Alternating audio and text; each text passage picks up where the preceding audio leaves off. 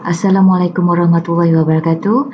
Today we are going to learn chapter 5 for this subject, which is the internal memory. My name is Dr. Nur Azura Zakaria and I'm from Department of Computer Science, KICT. First of all, we would like to see the learning objectives for this chapter. The first one is to present an overview of principal types of semiconductor main memory. The second one, to understand the operation of a basic code that can detect and correct single bit errors in 8-bit words. And the last learning objective is to present an overview of advanced DRAM organization or dynamic RAM organization. So let's look at the contents for this chapter. There are three main contents here: semiconductor main memory. The second topic is the error correction, and the last topic is the advanced DRAM organization. Now we are going to look on the organization of the semiconductor memory. The basic element of a semiconductor memory is the memory cell. All semiconductor memory cells share certain properties, which is they exhibit two stable or semi-stable states, which can be used to represent binary 1 and 0, and this is the only binary or numbers operated inside our computer, which is binary 1 and 0. The second one, they are capable of being written into at least once to set the state, and the last one, they are capable of being read to sense the state. Regarding the memory cell operation, the memory cell basically has three functional terminals capable of carrying an electrical signal. For the select terminal, it will select a memory cell for a read or write operation. For the control terminals, it indicates a read or writing process. For writing, other terminal provides an electrical signal that sets the state of the cell to 0 or 1. For reading, that terminal is used for output of the cell's state. So basically, this is the figure for the write memory cell and for the read operation for the memory cell. So there are basically three terminals here. For the select terminals, it will select a memory cell for a read or write operation, right? For the control terminal, it indicates whether to read or writing process. For the writing process and electrical signals, another terminal will provide the electrical signals to mark the cell with binary 1 or binary 0. For the read operation, this terminal will sense the output of the cell, whether it is 1 or 0. There are two types of semiconductor memory, which is the RAM and ROM. RAM stands for random access memory, and the RAM can be classified into two categories, which is the dynamic RAM and static RAM, or DRAM and SRAM. The RAM basically able to read data from memory and write new data into the memory easily and rapidly. The reading and writing are accomplished through the use of electrical signals. And RAM basically is a volatile type which needs constant power supply. If power interrupted, then the data are lost. And a RAM is basically a temporary storage. Meanwhile, for ROM, it stands for read-only memory. And it is a permanent pattern of data that cannot be changed. ROM is a non-volatile type, which means that no power source is required to maintain the bit values in memory. So this is different from the RAM. For ROM memory type, data or program is permanently in main memory and never needs to be loaded from a secondary storage device. The read operation from ROM can be done but not write new data into it. But basically this depends on the type of ROM. There are several types of ROM, so we are going to see the types of ROM. There are certain type of ROM that can be read and also can be written into the ROM memory.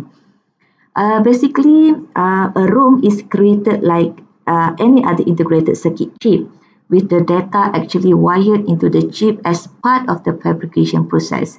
The disadvantage or drawback of this is there is no room for error. If one bit is wrong, the whole batch of ROM must be thrown out. The data insertion step includes a relatively large fixed cost. This is the semiconductor memory types. So this is the RAM type, and there are several types of the ROM, read-only memory. So in this table, we can see the category of the memory type, and then the erasure process, the write mechanism, and the volatility. So for the RAM, the category, it can be defined in the read-write memory. And then the erasure, it can be erased. Okay, the data inside the RAM can be erased. So the mechanism for the erasing the bits inside the RAM using the electrical or byte level. And then for the write mechanism, also electrical, and RAM basically is the volatile type of memory, right? And the other types of the ROM, okay, read-only memory, there are several here. So we have the PROM or programmable ROM. We have the EPROM, erasable PROM, EEPROM, electrically erasable PROM, and the flash memory. Right, for the read-only memory ROM and the PROM, this is the read-only memory, and it's not possible to erase data inside the memory, right? And meaning that there is no room for error when you want to install or you want to write data inside the memory. So there is no possibility to erase the data inside the ROM, okay, for the PROM and the ROM. And for the write mechanism, use must, right? And then for the EEPROM, EEPROM and the flash memory, the category is the read mostly memory. However, this three types of ROM, it can erase data contents inside the memory using different types of erase mechanism. For the EEPROM, it used UV light or chip level. For the EEPROM, it used the electrical byte level. For the flash memory, it used the electrical block level. For the write mechanism, it used the electrical, and all ROM basically is the non-volatile types of memory. Before this, we know the types of semiconductor memory. There are two types, which is the RAM and ROM. Okay, so inside the RAM itself, it can be categorized into two, which is the DRAM, dynamic RAM, and the SRAM, static RAM. So inside the dynamic RAM, it made with cells that store data as charge on capacitors. The presence or absence of charge in a capacitor is interpreted as a binary 1 or 0. Since capacitors have a natural tendency to discharge, DRAM requires periodic charge refreshing to maintain data storage. The term dynamic refers to tendency of the stored charge to leak away even with power continuously applied. For the static RAM or SRAM, the digital device that uses the same logic elements used in the processor. The binary values are stored using traditional flip-flop logic gate configurations, and it will hold its data as long as power is supplied to it. So basically, what is the difference between the dynamic RAM and the SRAM? So the DRAM versus SRAM. Basically, for the DRAM and SRAM, these are the RAM memory, semiconductor memory types, and it is a volatile. So this is the similar aspect of the DRAM and SRAM. It is volatile, and power must be continuously applied to the memory to preserve the bit values. So this is the similarity between DRAM and SRAM. So what is the difference of these two types of RAM? For DRAM, it is simple and smaller. Since it is small, it is more dense because more cells per unit area.